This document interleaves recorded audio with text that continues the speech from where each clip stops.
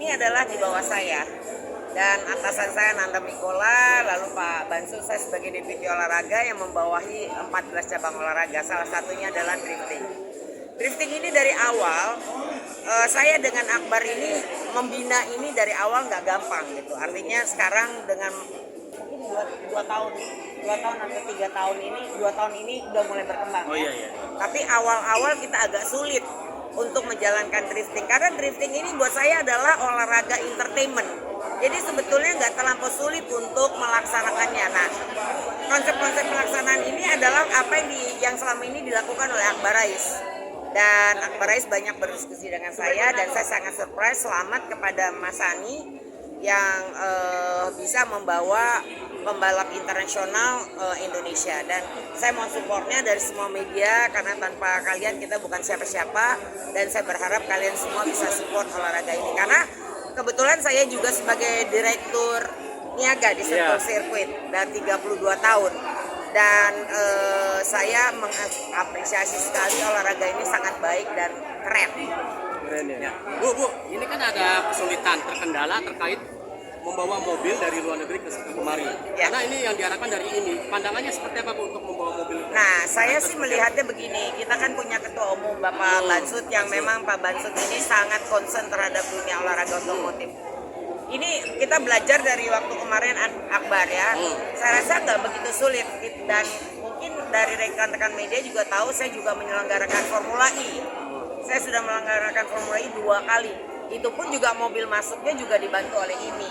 Jadi saya rasa dengan adanya ketua umum kita Bapak Bansud dan Nanda Mikola, saya rasa ini nggak terlampau sulit untuk masuk mobil ke Indonesia.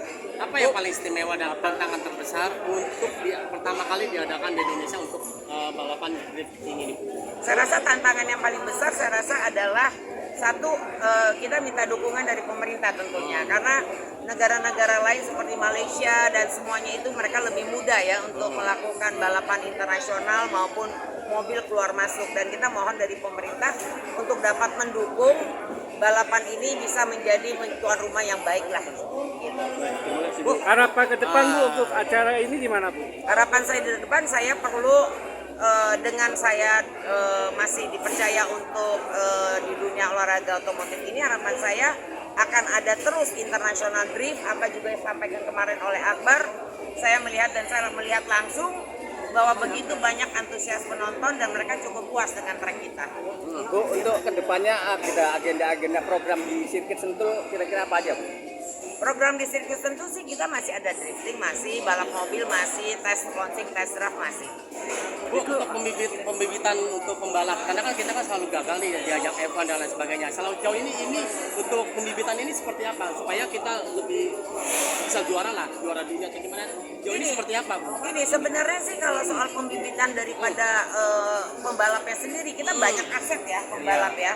Hanya yaitu tadi kendala kita adalah olahraga kita ini kita pengen pemerintah betul-betul dukung kita.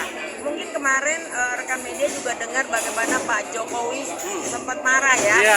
Regulasinya sulit, izinnya sulit, ininya sulit. Mungkin kalau itu semua dipermudah seperti Malaysia, mungkin Akbar berpengalaman bahwa mereka mau bawa mobil ke Indonesia itu lebih mudah, keluar masuknya lebih mudah, bondednya lebih jelas gitu ya, karnenya juga lebih jelas. Saya rasa ini akan bisa berkembang kok. Kendala kita cuma itu, betul kan? Masalah mobil balapnya. Jadi kenapa sekarang mobil balap ini yang ada sekarang yang tua-tua? Padahal sebetulnya mobil balap kita itu juga nggak murah juga loh. Seperti kalau kita lihat di Touring, itu harga mobilnya di retro tuh bisa 1 miliar. Tapi bentuk mobilnya tuh tua. Kenapa? Ya karena itu tadi, untuk masuk mobil ini kita ingin uluran tangan pemerintah lah untuk lebih memperhatikan tentang dunia otomotif ini. Karena kita ini adalah negara maju. Kita inilah yang pertama kali Sentul Sirkuit, sebelum ada Sepang ada Sentul Sirkuit. Dan mereka belajar dari kita, tapi kenapa sekarang kita nggak bisa jadi tuan rumah sendiri? Ya salah satunya itu, betul nggak? Betul. Kan ibaratnya gini Bu. Nah, sekarang Mas Akbar Kita, gimana? bukan, kan tadi masalah pembibitan. Kita mau juara dunia yang di luar negeri udah pakai mobil tahun 2024, Indonesia masih pakai mobil tahun 2000. Jadi udah beda teknologi. Iya. Kenapa seperti itu? Karena kita susah banget buat bikin mobil balap yang setara sama di luar negeri untuk bisa bisa masuk di Indonesia, kurang lebih gitu ya Bu. Iya, Untuk kaum mudanya gimana Bu? Untuk mobil CVT ini Bu? Kenapa? Untuk kaum mudanya gimana Bu? Untuk mobil Untuk mudanya ya pemerintah bantu kita gitu loh.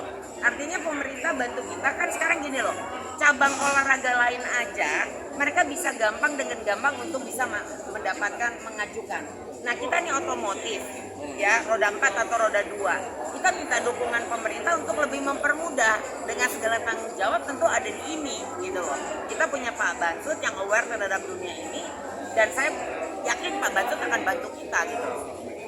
pesan terakhir Bu, pesan untuk generasi muda pecinta olahraga listrik atau mobil sport. Ya, jadi gini, olahraga otomotif ini kalau orang awam yang melihat bahwa seolah-olah olahraga otomotif ini mahal, enggak. Seolah-olah olahraga otomotif ini tidak safety, tidak. Karena sebelum dia menjadi pembalap, mereka harus belajar, mereka harus memakai safety belt, mereka harus pakai mobilnya harus ada roll bar dan segala macam. Lebih safety olahraga otomotif, jadi di luar sana menganggap wah olahraga balap ini berbahaya.